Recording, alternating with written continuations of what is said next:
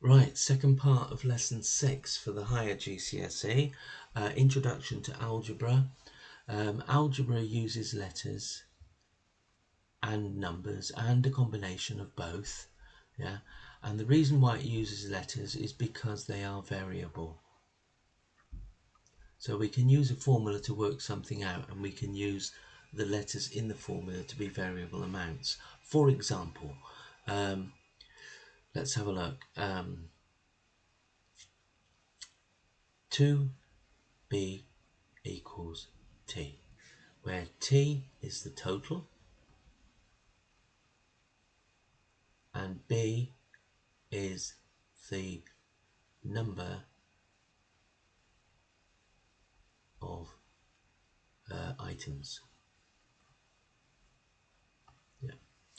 So when we've got a letter and a number together, it means multiply. So 2b is the same as 2 times b, whatever b is. Yeah. Also, 4 plus c or something. When we've got a number next to a bracket, that means times also. When we've got a letter next to a bracket, that means times also. Yeah?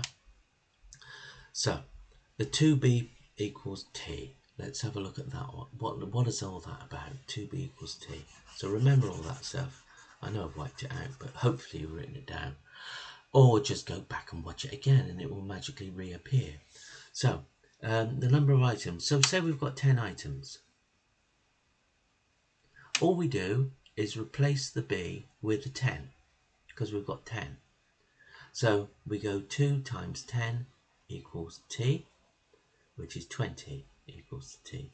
So if we've got 10 items, and each item may be £2 each or something, or 2 kilograms each, or 2 litres each, then we just multiply the number of items we've got by the 2 and we come up with the total.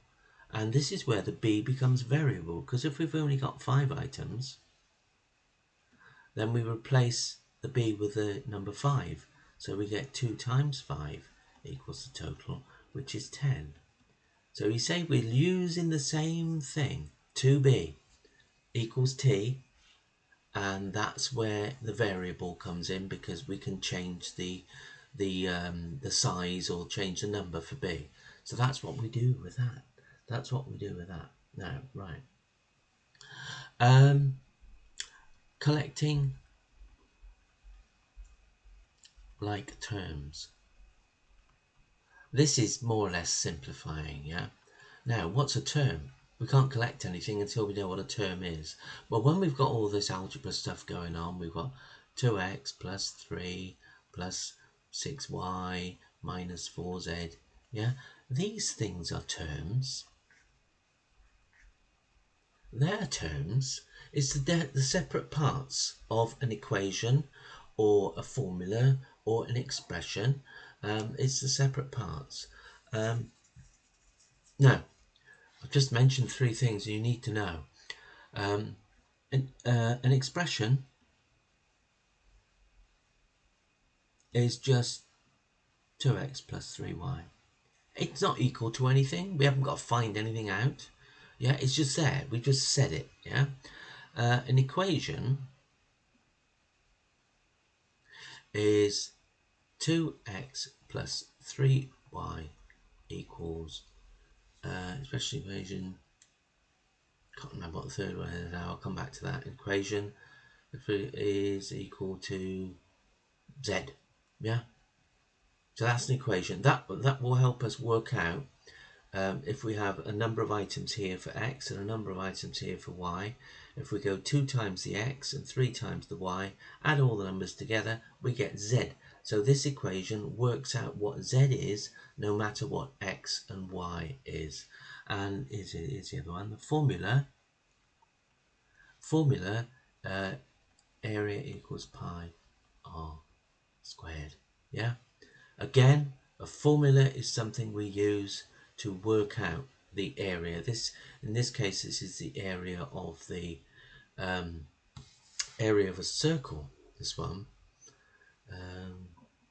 No, not gonna lie to you. I don't like that example of the equation. The equation will be x equals 2b plus 3c. I'll do that. Instead of z, I put x. And this is helping us to work out the value of x. So the value of x. That's what the equation does. It helps us work out the value of a letter. A formula helps us work out the value of the area of something. This is something, whereas this is just a letter.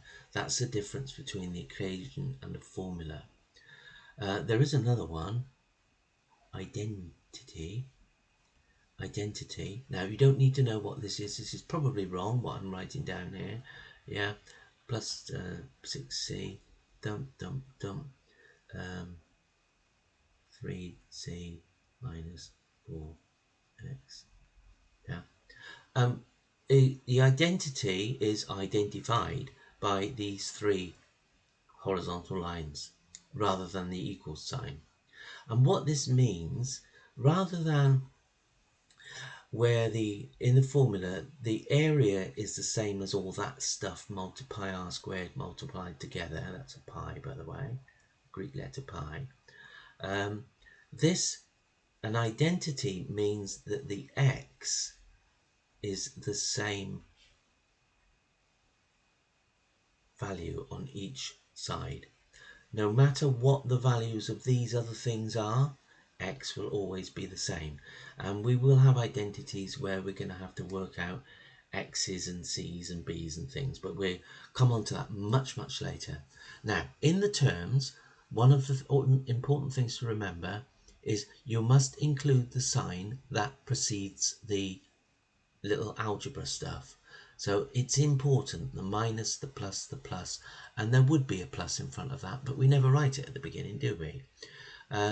So important to remember the signs. Now, when we're collecting, we can only collect things that are the same as each other, and it's basically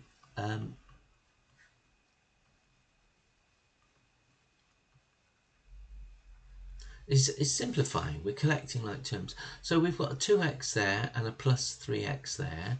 So add those together, that makes 5x. And a 4y there and a plus y there, so that makes a plus 5y. So what we're doing is collecting things that look the same, and they've got to look exactly the same.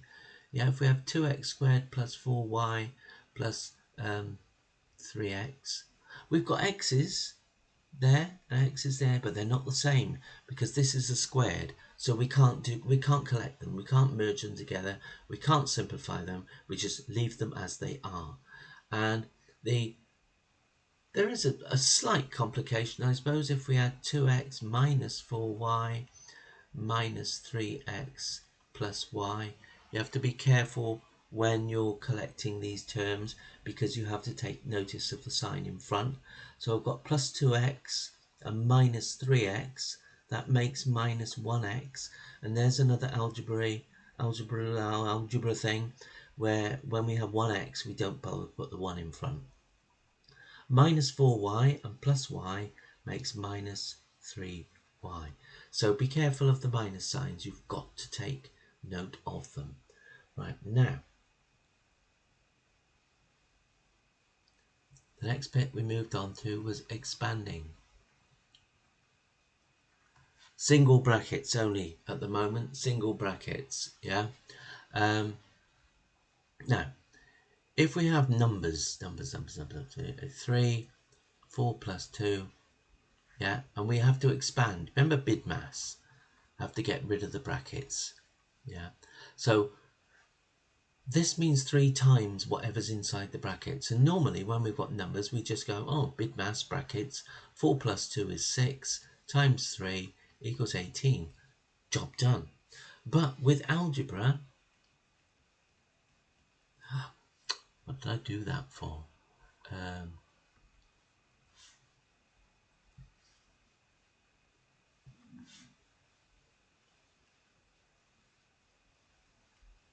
We can't do that. You can't add the x and the y together. So there's another way. Another way is this. You take whatever outside the bracket and you multiply it by whatever inside the bracket in turn. Let's do the same to this. 3 times 4 is 12 and 3 times 2 is 6. 12 and 6 is 18. So you see we get the same answer. So 3 times x is 3x and 3 times y, there's a plus in the middle, is 3y. That's all we do. Multiply each individual thing. Now one thing to remember here is that x plus x equals 2x, but x times x is equal to x squared. This could be any letter. So remember the difference when you're multiplying and when you're adding. Here we're going to be doing some multiplying. So let's have another example here. So we're going to have x plus y. Multiply x times x is x squared, and x times y is simply written as xy. So we can have combinations of things here. We can have 2x times x. Now, the 2 is multiplying by the invisible 1 before the x, so that's just 2. But the x times the x is x squared. Now here we can go 2 times 3, which is 6, and x times y is xy. So when you've got numbers and you've got letters, you just work your way along from left to right, do the numbers, do the letters, and there you've got the product at the end. So, 2x 3xy plus 3y squared. Right, so this is much more complicated, isn't it? So what do we do here? So when we're multiplying that by that, we do the numbers. 2 times 3 is 6. X times x is x squared. And we've just got a y that we stick on the end. Over here, we've got 2 times 3 is 6. X, well, I've only got one of those, so put the x down. And we've only got the y's, so we put the y squares down. So that's, you just take it steady from left to right, and that's all you need to do. So let's put a minus number in there just to see what happens. So z minus 4x inside the brackets and 2z. Right, so 2z times z is 2z squared. Now we've got a minus because this would be a plus, yeah, but we don't write it, do we? So I have to remember that we're multiplying a plus number by a minus number, and the answer is a minus. So 2 times 4 is 8, and z and x will just be zx minus number. Expanding single brackets. We did look at factorizing, but we'll save that for next week. Okay, there's a little bit of algebra for you. Okay.